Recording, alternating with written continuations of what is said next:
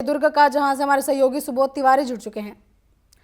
जी सुबोध जी, ऐसी कौन कौन सी खबरें हैं जो सुर्खियों पर हैं आज? साथ ही इसके साथ ये भी जानना चाहेंगे कि आगामी समय के लिए मौसम को लेकर क्या कुछ अपडेट है।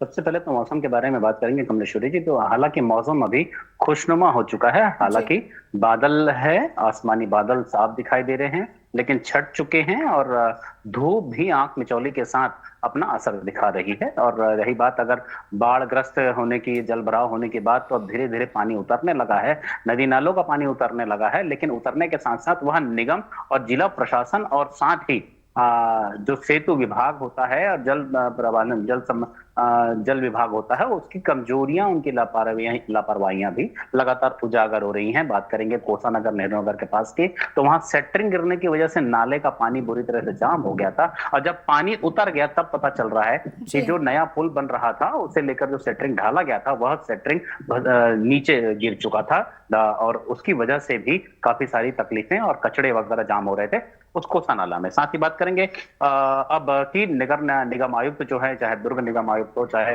भिलाई निगम आयुक्त हो, तमाम निगमों के आयुक्त जो है वो लगातार सर्चिंग मोड पर हैं। लगातार इस बात की तस्दीक की जा रही है कि किस वजहों से पानी की निकासी रुकी, जल भराव की स्थिति बनी, तत्काल उसका निराकरण किया जाए और जिन लोगों की वजह से इस तरह की स्थिति निर्मित हुई, उनके खिलाफ कड़ी कार्रवाई की जाए। हालांकि फिलहाल नोटिस तामीली की गई है। अब अगर उस नोटिस पर के अनुसार कार्रवाई नहीं की, लोगों जी। ने अपना अतिक्रमण नहीं हटाया, तो उनके खिलाफ कड़ी कार्रवाई भी की जा सकती है। अब अगर ग्रामीण क्षेत्र के बारे में बात करें, खासकर किसानों की, तो आपको बता देना चाहूंगा कि जिस तरीके से लगातार बारिश हुई, मानसूनी बारिश हुई और जलभराव की स्थिति थी, बाढ़ जैसे हालात बन गए थे।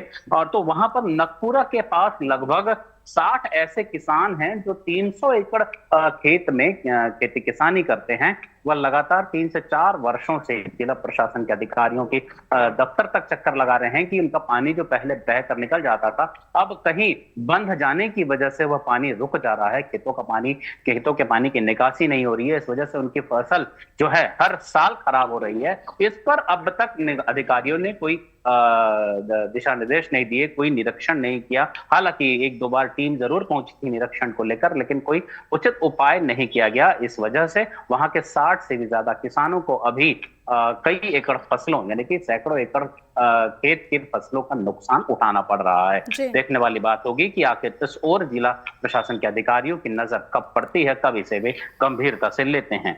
दूसरा बात करेंगे दुर्ग और भिलाई शहर के को लेकर कि लगातार दुर्ग भिलाई शहर की जनसंख्या बढ़ती जा रही है, व्यवस्थाओं में इजाफा हो रहा है, सुविधाओं में इजाफा हो रहा है और नित नए कॉलेज और महाविद्यालय, विश्वविद्यालय खोले जाने की तैयारियां चल रही है। वही अलग अलग लेवल पर अंतर्राष्ट्रीय स्तर के, खासकर बात करें खेलकूद की व्यवस्थाओं को लेकर, तो स्टेडियम और खेल मैदान तैयार किए जाने की बात हो रही है। तो ऐसी स्थिति में राज्य शासन के द्वारा, जिसे कहा जाए कि साय सरकार के द्वारा, दुर्ग भिलाई को स्टेट कैपिटल रीजन में शामिल किया गया है। इसे लेकर भारतीय जनता पार्टी में अलग ही खुशी का माहौल देखा जा रहा है। बताया जा रहा है कि ऐसा करने से अब उत्तरोत्तर विकास की जो गति है वह बढ़ जाएगी और लगातार निर्माण के कार्य होंगे और साथ ही जो महानगरों के तर्ज पर इस जी। क्षेत्र का, खासकर दुर्ग भिलाई का रूप स्वरूप नया दिखेगा, नया बदला जाएगा। और इसके बाद अगर बात करेंगे ट्रैफिक पुलिस की अपराध जगत को लेकर, खासकर ट्रैफिक यातायात विभाग की तरफ से, कि उन्होंने आखिर ट्रैफिक व्यवस्था को लेकर किस तरह की कार्रवाई की जा रही हैं। तो अगर बीते 24 घंटे के दरमियान, 24 से 48 घंटे के बारे में बात करें, तो यातायात पुलिस टीम के द्वारा लगातार 10 से भी ज्यादा चौक, चौराहों और दुर्घटनाग्रस्त मार्गों पर खड़े होकर कार्रवाई को अंजाम दिया गया है, जिसमें 250 से भी ज्यादा ऐसे लोग जिनके पास गाड़ी के कागजात नहीं है, बिना हेलमेट के गाड़ी चला रहे हैं, बिना सीट बेल्ट लगाए कार चला रहे हैं। और तो और कार के जो विंड स्क्रीन, जो शीशे हैं, उसमें ब्लैक स्क्रीन लगा हुआ है। तो जिन वजहों से दुर्घटना होती है, लोगों की मौतें हो जाती है, उस पर विराम लगाने को लेकर यातायात पुलिस लगातार प्रयासरत है और ऐसे 250 से भी ज्यादा लोगों के खिलाफ कार्रवाई की गई है और कई सारे लोगों को समझाइश देकर भी छोड़ा गया है। अब बात करेंगे राजनीतिक गलियारों की। तो जी। जहां एक तरफ बिजली की दरों में प्रति यूनिट दर 10 से 20 पैसे बढ़ोतरी की गई है, जिसे लेकर अब कांग्रेसियों में एक नाराजगी देखी जा रही है। आम जनता में तो नाराजगी है ही है, क्योंकि पूरा बिल तो उपभोक्ताओं को तो पटाना ही है, वह भी बढ़ी दरों के हिसाब से। तो ऐसे में बिजली की आंख मचलों से भी लोग परेशान है, ऊपर से अलग बिजली की दरों की वृद्धि करके उनके बजट को बिगाड़ा जा रहा है। तो ऐसे में कांग्रेस पार्टी के जो नेता हैं वह मैदान पर उतरने की तैयारी में है। लगातार बयानबाजी आ रही है कि बिजली का बिल हाफ करने की योजना कांग्रेस पार्टी के द्वारा लाई गई थी ताकि आम जनता, आम उपभोक्ता को इसका लाभ मिल सके। पर अब जैसे ही भारतीय जनता पार्टी की सरकार आई तो वह जनता को लूटने में लग गई है। जी बिल्कुल, अब देखने वाली बात होगी कि ये राजनीतिक हलचलें और कितनी ज़्यादा बढ़ती हैं बिजली बिल को लेकर। फिलहाल तमाम जानकारियों के लिए आपका धन्यवाद।